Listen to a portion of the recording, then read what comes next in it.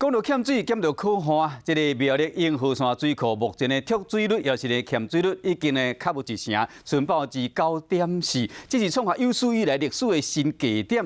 进前满水位时被淹起一寡古厝啦，遗迹拢总浮出来，连这个水库的水库底这个永安桥，更加是经过40年了后重见天日。这个去年记录水库水情摄影师，嘛是头一摆见到这款这个情形，看到这座桥，虽然讲感觉这个画面真特殊，也不过嘛为了这个严重水情真烦恼。今日大可可的水库，这座桥是原本满水位的时阵洪淹起的永安桥。69年建水库嘛，有没有？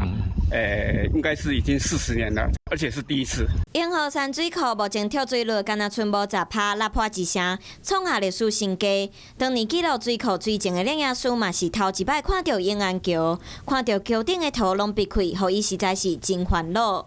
因为我也没有听人家说过附近有一座桥在这边，觉得很哀愁，但是又觉得是非常的美丽这样子，因为太干旱。除了永安桥进前满水位的时阵，洪淹起的古厝，还有土地公庙啊，嘛拢会使看现。